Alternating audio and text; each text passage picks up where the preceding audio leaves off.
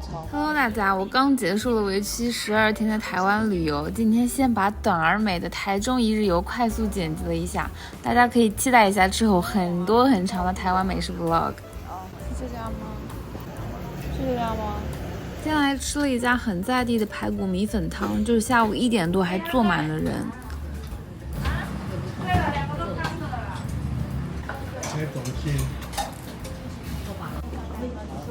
拿喝口汤。我刚刚进来的时候就闻到那个油葱酥味道超级香，米粉好滑。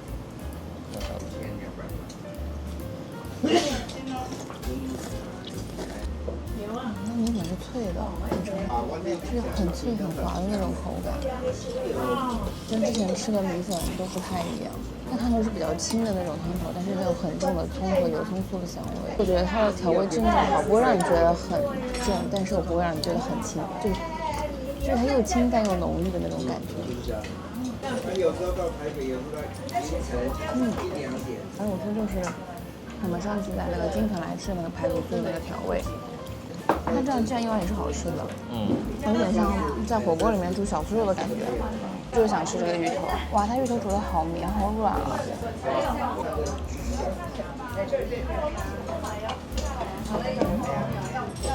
口计划。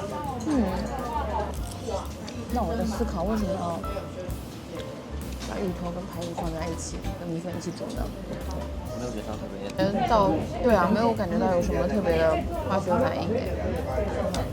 有吗？好像没有吧。它这份量还蛮大的，多少钱啊？400。那还挺划算的。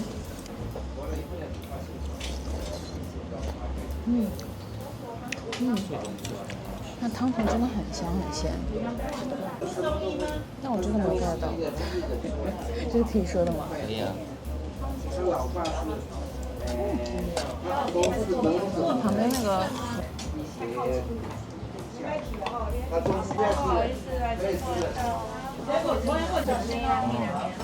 大吗？里面的葱蒜味，所以可以的。很清淡。所以你觉得是更好吃还是？绝对更好吃。那你给我来一勺。然后就拌里面去。哇，这个米粉真的好弹。有搭奶，对，也不是说，就是感觉变成了完全不一样的东西了。但是这样的话，就本身汤头的那种咸鲜油葱酥的味道就被弱化了。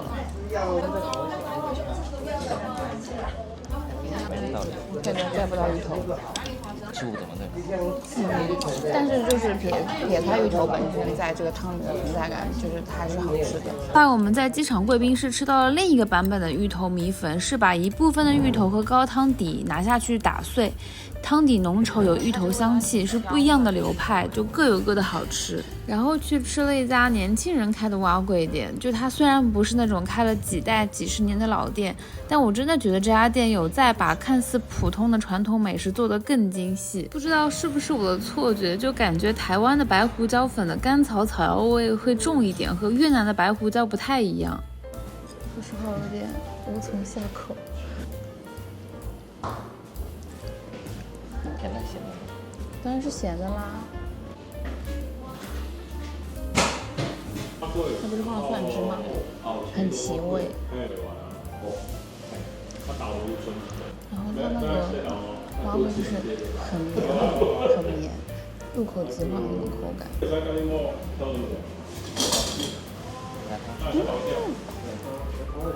小萝卜好吃吗？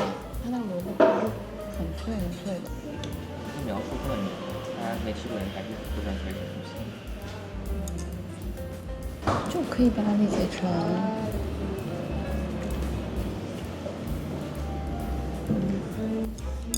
有点像没有萝卜丝的萝卜糕的口感，但它没有萝卜糕那么黏，偏软，不会粘嘴的。酱汁就是酱油，然后一点甜，然后上面因为我们加了蒜汁，然后有点小辣，然后里面有香菇和肉米，对，很简单，但是又吃的很舒服的东西。它竟然是凉的耶！就夏天吃也不会觉得很热。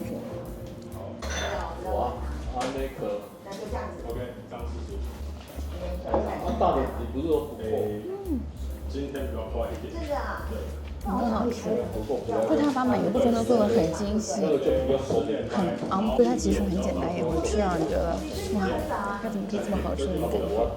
刚刚形容其实不太对，就是它其实吃起来质地比较会让人联想到萝卜糕，但它其实断层感和爽滑度都比萝卜糕高好多好多。它很软滑，然后它虽然是米粉做，但是看上去像个包子，但吃起来完全不会让人觉得厚重，就很轻盈的那种感觉。这个比大家好吃。挺好吃的，你们可以少味少几点，不然全都是甜甜辣酱味道。但它跟每样东西都好搭哦。这就是所谓艺术品带出来的心灵震撼吗？我们这次来台中，发现有非常多的拉面和日式烤肉店，所以临时起意选了一家来吃。收你500元，10块。它这个好酷哦！谢谢光临，您的餐饮已经。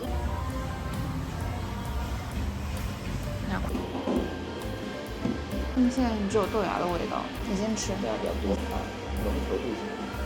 它现在主要闻上去有葱味比较重。啊？它混合任何。好吃。它没有提供新鲜蒜泥的选项吗？有一个我说不上来很奇怪的味道。其实不仅仅是猪肉本身的浓醇味，它其实不太像菠萝，菠萝是很重的那种猪肉高汤味，它这里面其实是有点柴鱼昆布的味道，然后它不是那种会粘嘴的那种胶质感，它是整体走的是一个像牛奶那种奶纯细的那种感觉。我个人认为啊，它不完全是菠萝那种风格的面，但是它有它自己好吃的地方。它的面就是意面，我喜欢那种就一兰拉面那种感觉。1汤5秒。倒不如说它加了那个昆布和柴鱼之后，反而把那个汤的腻度降低了，变得更有层次了，就是。全放进去吗 ？OK。这个加了蒜以后，其实因为有了加了蒜以后，兄弟们豚骨拉面一定要加蒜。它闻的时候，它那个蒜味是让整体就是主要蒜味突出，但是它其实喝起来的话不会，它会带点那个蒜的那个辛辣感，然后汤会变得更甜，它层次又多了，就是它又有猪骨的那个浓郁，然后又有柴鱼昆布的那种海鲜的鲜味，但是又有点蒜给它带来的甜味。然后加汤。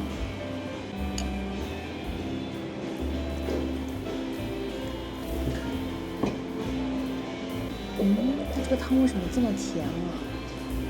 就是像带着牛奶的甜味一样，感觉就是有种奶甜味。然后它浓稠度甚至比刚刚那个豚骨还要高。它同时有鸡的味道，有鱼的味道。很明显，有鱼汤味。它就是有股鲜甜的味道在里面。然后我这个面点的是硬面。粗肥叉烧，粗肥鸡。那粗肥鸡，它粗肥鸡有点酸酸的，就它倒是没有鸡肉那种臭味，但是酸酸的。它这个鸡胸肉虽然蛮嫩的，但是我觉得它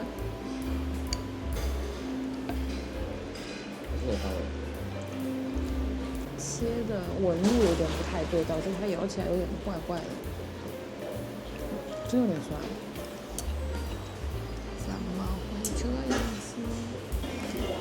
也不是那种柑橘味。不是，就是那种不太妙的味道。对，不太妙的味道。吃一下我的粗面。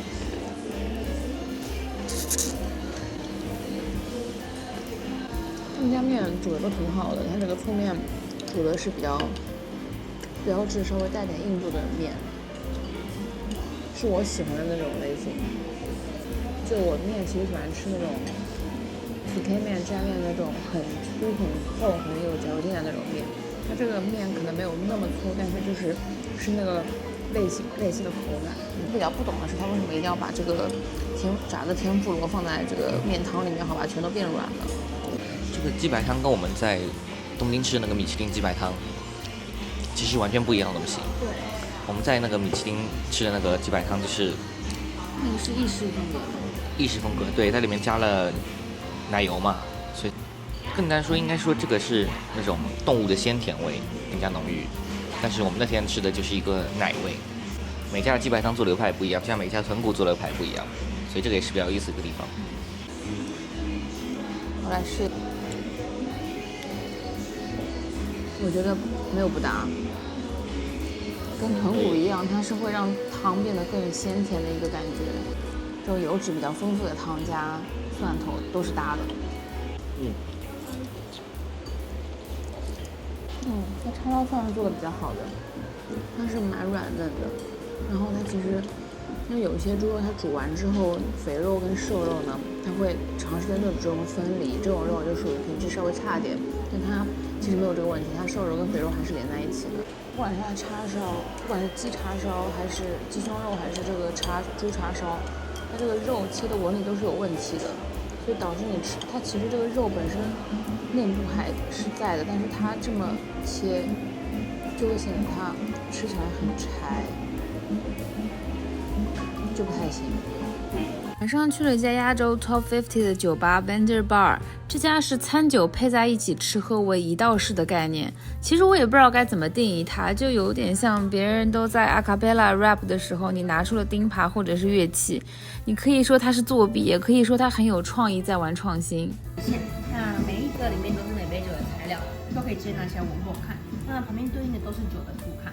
那这一期酒呢是以新加坡的料理跟饮品做发想。那上面的话都酒的名字、材料跟风味图。那风味的话是以线来做呈现，线越长代表上面这个小字的风味会越明显。那对照方式。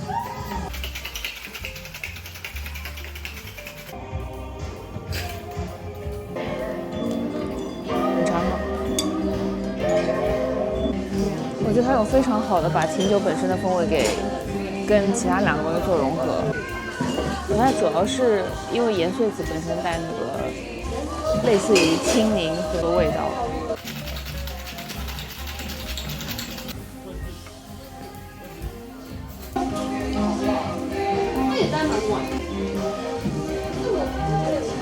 不妙呢，就跟昨天你说那句话又应验了。不要轻易尝试用凤梨入菜的入酒的鸡尾酒。我觉得昨天那杯是属于有凤梨味，但是它酒体本身层次会更丰富。但是你这杯就是，我觉得比昨天差了很多。就是昨天那杯其实凤梨感也很重，但是它有很好的把前中后调给表述出来，你懂我意思吗？它这杯我觉得差了一点，但我觉得你这个也是，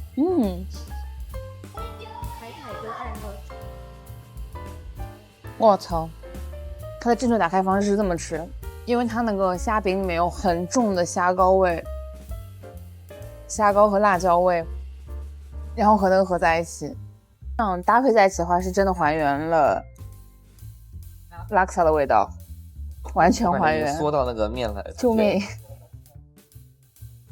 救命！谢谢。他这个想法很屌，好吧？就是他跟昨天我们喝那家完全不一样的概念，可以这么说吧？是吧？你试一下那两个家或者混在一起吃。你先吃会儿，你先吃啊，不急，这个能嚼好久的。我可以说我没 get 到吗？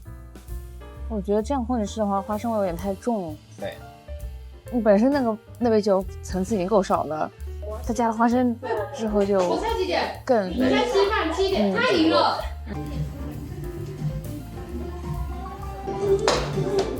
救命！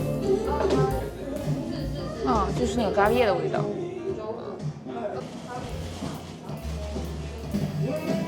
最主要是那个墨西哥哈拉皮妞的味道。我的球 curry leaf 就是那个咸蛋黄炒蟹的上面会撒的那个咖喱叶，它就是想用咖喱叶本身的闻起来的香气来模拟 curry leaf 的那要 curry 的感觉，像我们家那个香水的味道，Just Club 的那个。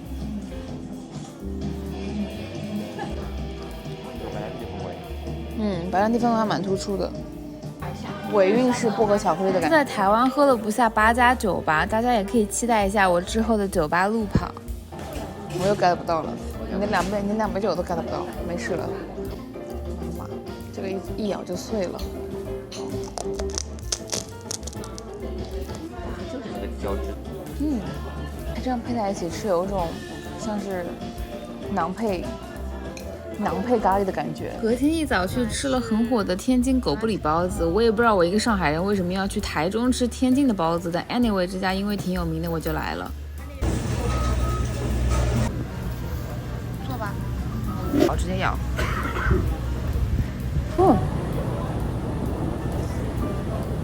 救命！爆多汁的，超级多汁。那个肉没有打到特别的那个紧实，是比较绵的那种口感，但它的汤调味整体就是我们小时候吃的那种酱油肉包，但是酱油没有那么重，但是没那么甜，温柔很多。对，没那么甜。我觉得他们家主打就是汤汁多。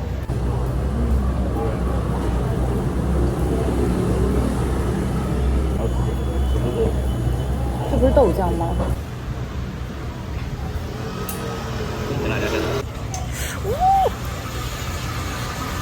就是这么多汁，就这么多汁，变成另外一种菜了。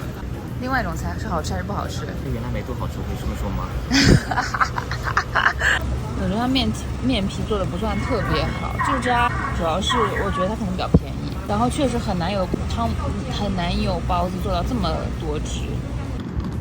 来吃樱桃鸭，因为这次没去宜兰嘛，所以就在台中找了家店吃。野生芥菜。好，就这样，谢谢。吃一下，我先单吃一下，它这个皮跟那个肉的分离感很强，但是不会有那层很厚的油脂。谢谢。怎么说呢？我要是好的话，我就不这个反应了。它里面那个鸭肉啊，粉粉的，像在吃猪肝那种感觉。它的鸭肉感觉比我们吃的北京烤鸭那种鸭肉要再紧实很多，但它鸭肉油脂香简直爆炸，而且它表皮是很酥的，就是上面一层很酥，然后咬下去是那个下面那个肥肉已经烧得非常透了，但是那种猪油渣的感觉。下面肥肉是那种咬下去化开来，然后表面的那层皮是很脆，像玻璃纸一样那种感觉。但是如果你跟肉一起吃的话，就甚至感觉不到什么皮的存在感。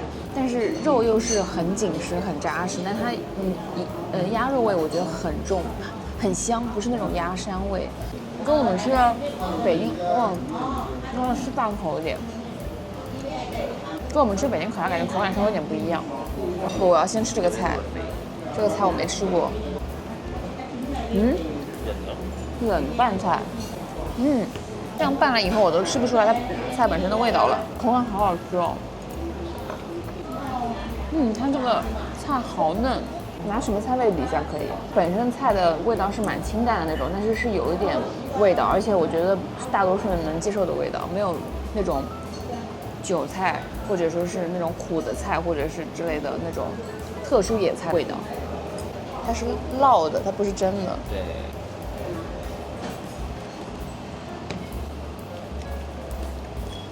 它甜面酱也跟北京烤鸭不太一样，它甜面酱质地会稍微稀一点，然后没有那么重咸。甜面酱那种豆酱味也会稍微淡一点。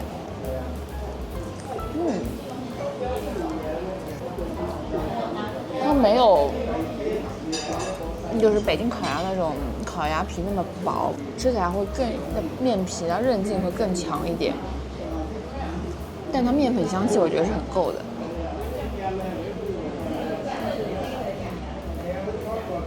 我不知道是不是樱桃鸭就是会比北京用的那种烤鸭，感觉肉质再紧实一点，它会带有一种类似于猪肝那种味道，甚至就是我不知道怎么跟你们形容，就是有点粉粉，然后类似于血嘛，就是那种血里面会有那种感觉，它是钙铁锌硒元素的那种味道。它这个它这个鸭架是那种盐酥鸭架，就是那种盐酥鸡的那种调味，闻起来就是盐酥鸡那个有点甜甜咸咸，然后加上9层塔的味道。